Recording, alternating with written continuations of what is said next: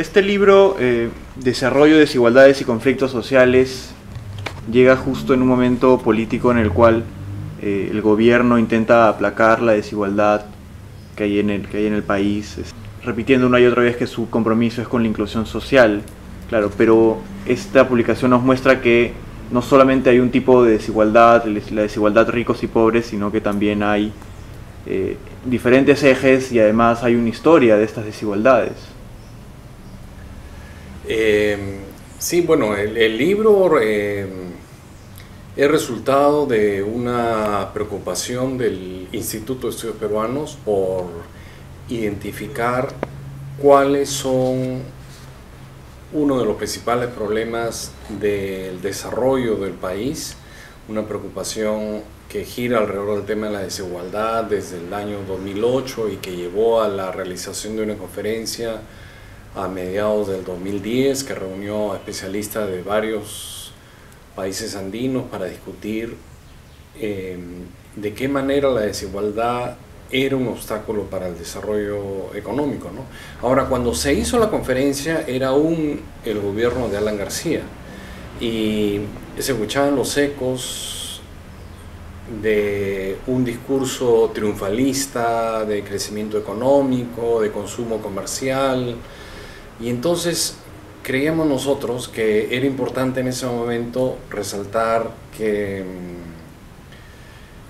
por detrás de ese crecimiento económico se estaba acentuando algunos problemas graves de la sociedad peruana, como la marginación, la discriminación y sobre todo la desigualdad de oportunidades y la desigualdad en el acceso a los bienes públicos, ¿no? De que se estaba marcando en términos también históricos un patrón de crecimiento económico que podía ser efímero, como lo ha sido en otras épocas de la historia del Perú, en que se pensaba de que todo crecimiento inevitablemente conllevaba un ingrediente de desigualdad y que había que tolerarlo y de que eso a la larga se podía solucionar. Y entonces creo de que de alguna manera la elección de Humala representó, para bien o para mal, una conciencia de que no todo estaba resuelto por ese modelo económico neoliberal que se venía aplicando desde hace algunos años en el Perú y que tenía que haber una atención explícita para los temas de desigualdad, marginación y discriminación en el país, ¿no? Ya es otra historia si después este gobierno lo ha hecho o no, efectivamente, ¿no? A ver, pero con respecto a la desigualdad, ¿de qué tipo de desigualdad estamos hablando en este libro? Bueno, estamos hablando de una desigualdad de que atraviesa la sociedad y que coexiste con el crecimiento económico, ¿no? Y que crea una paradoja en que algunos promedios nacionales macroeconómicos o de índice de pobreza pueden hacer que parezcamos que ya somos un país de medianos ingresos, pero si vemos con detalle los diversos bolsones de pobreza que existen en el país, vemos de que persiste la desigualdad, sobre todo en términos de oportunidades que tienen peruanos de diferente condición social, de diferente origen geográfico, de diferente color de piel. Es decir, de que en el Perú y en los países andinos es algo que había en común. La desigualdad con un tinte étnico era una de las cosas que quizás marcaba a estos países con respecto al resto de América Latina, ¿no? O sea, en suma, la desigualdad no es solamente económica, sino que también es racial, es política y, bueno, tiene otras variantes también. Claro, y es una discriminación étnica y es una desigualdad que se da a veces en el acceso a bienes públicos, como por ejemplo la educación pública o la educación, que claramente hay una desigualdad en el país, o el sistema de salud, que está claramente segmentado. Hay un sistema de salud para los más ricos, otro para las clases medias y otro para los más pobres, ¿no? Y el nivel de calidad va disminuyendo cada vez más, ¿no? Claro, pero no es solamente en este libro que se nos pone a la desigualdad en el sentido geográfico en el Perú, ¿no? Sino que nos permite ver también una comparación entre la realidad de los otros países andinos. En ese sentido, ¿cómo se podría analizar? Es decir, tenemos las mismas, lo mismo, nos enfrentamos a lo mismo en Ecuador, Bolivia y en Colombia, o los países andinos están llevando a cabo diferentes rumbos.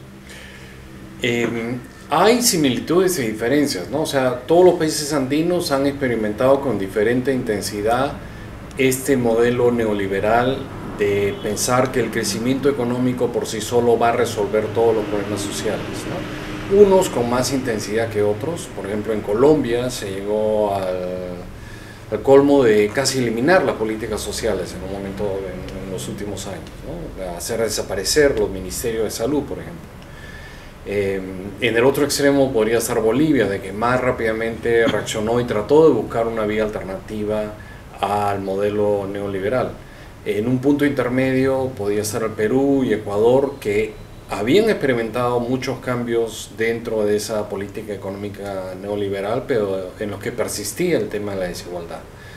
Ahora, lo que tienen en común es el haber tenido esa experiencia reciente, que por un lado los ha hecho más conscientes de desigualdades que existían antes. Por otro lado, ha hecho que el factor étnico aparezca con más intensidad en estos países donde la población de origen indígena es más fuerte que en otros de América Latina, donde también hay desigualdades más económicas o sociales, ¿no? Y también quizás algo de que ha marcado mucho estos países es de que las diferencias de la ubicación geográfica de la población muchas veces determina la posición que ellos tienen frente al Estado, el acceso o no que tienen frente a los bienes públicos, ¿no? Claro, pero lo interesante también de este libro es que pone en detalle cómo se liga la desigualdad con el conflicto social. Claro, especialmente en el estudio de Anaí Durán, por ejemplo, ¿no? Sobre el conflicto en las regiones amazónicas, o en los estudios de Bolivia, de que muestran de que no haber atendido a este tema por mucho tiempo es lo que provoca la falta de credibilidad del Estado y la explosión en los conflictos sociales que hemos venido experimentando, ¿no? Claro. Pero ¿en qué casos la desigualdad se traduce en conflicto? Porque no toda la desigualdad produce conflicto. Así es. Y uno de los peores problemas de la desigualdad es que genera entre los miembros de la sociedad una tolerancia a la marginación, a la discriminación y a la vez un miedo, ¿no? Muchas veces en Lima, inclusive vivimos tolerando situaciones de ver en la calle de gente que vive en extrema pobreza y ya no nos llama la atención, la gente, digamos, del medio universitario, de clase alta, pero por otro lado también somos conscientes de que cada vez es mayor el temor de las clases más pudientes a que sean robadas o tocadas por los más pobres, y de los pobres también de que van a ser eliminados o de alguna manera marginados más del proceso de crecimiento económico o del proceso de desarrollo del país, ¿no? Entonces, es interesante cómo, a pesar que uno de los principales subproductos perniciosos de la desigualdad es crear esta tolerancia, se da el conflicto social, ¿no? Se da el conflicto social, creo que en situaciones cuando ya se vuelve intolerable esta desigualdad y no hay canales de representación política, porque en parte el proceso económico-político que se ha seguido ha sido de destruir las instituciones, de segmentar la sociedad, de fragmentar la representación política. Y entonces se da estos abismos que muestran que hay una sociedad fragmentada todavía, ¿no? Que es una vieja herencia de la historia del Perú y de muchos países andinos, de tener sociedades fragmentadas y de creer de que estos periodos efímeros de crecimiento van a solucionar o por lo menos a hacernos llevar por un tiempo la crisis social que está viviendo la sociedad, ¿no? O sea, se podría decir también que casos como, no sé, Conga, como Bagua, son producto directamente de esta desigualdad. Sí, ¿no? Y quizás, bueno, el de Bagua recuerdo más claramente porque fue, si no me equivoco, en la época de Alan García, ¿no? Y que hubo una gran discusión y una respuesta muy estridente, por decir algo, equivocada al gobierno, y que fue rechazada y criticada por muchos medios y que provocó la crisis del gabinete.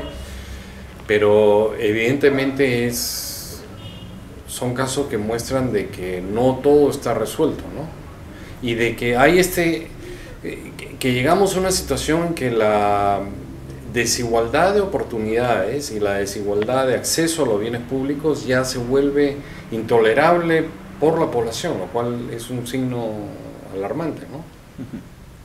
Pero frente a esto, ¿qué vías hay? Porque hemos vivido con el proyecto, hasta ahora con el proyecto neoliberal, hasta el gobierno de Alan García, pasando por Toledo y por Fujimori, pero este ha dado signos de que no ha dado los frutos que pretendía conseguir. Y en América Latina está el proyecto redistributivo que están llevando a cabo Lula, que están llevando a cabo Bachelet y también Hugo Chávez con diferentes matices. Entonces, ¿hacia dónde apuntar? ¿A seguir este modelo o a ver hasta dónde podemos jalarlo o intentar los otros modelos? Bueno, los otros modelos parecen, por ejemplo, el de Brasil, de alguna manera atractivo para Perú, ¿no? Pero el tema de a dónde apuntar fue una de las discusiones que hubo dentro del IEP, porque algunos investigadores pensaban que era idealista, utópico pensar en una sociedad sin desigualdades, que en toda sociedad, de una u otra manera, pueden surgir desigualdades, pero que lo que tenemos que diferenciar son las desigualdades que no deben ser toleradas o tolerables o combatidas por el Estado o por los otros actores políticos. Y entonces pensamos que como una noción global teníamos que pensar que la desigualdad en las oportunidades de los individuos y de los grupos marginados era uno de los temas que principalmente teníamos que atacar.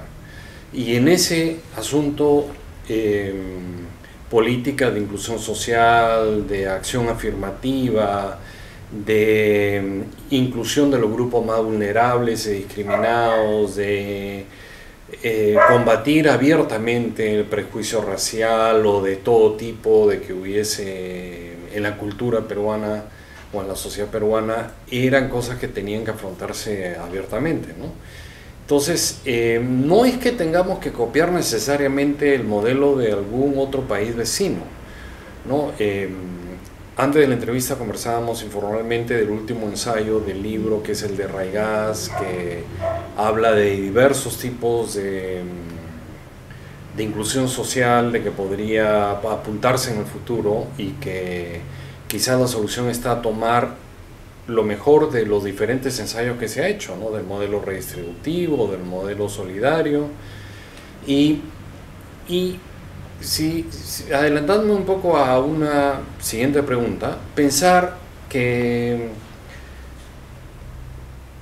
este tema de la desigualdad no se reduce solamente a la creación de un ministerio de políticas sociales, lo cual hemos aplaudido, entre otras razones, porque una de las investigadoras más notables del IEP, Carolina Trivelli, es ministra de Inclusión Social, y están haciendo una labor notable ahí, como en muchos otros sectores del Estado. Pero lo que no queremos es que se reduzca solamente a una parte de lo que hace el Estado, sino de que debe ser una política que cruce todos los ministerios e incluso los sector privado o los otros actores sociales, para pensar en el largo plazo de que este es uno de los temas fundamentales para que haya un desarrollo sostenible en un país, ¿no?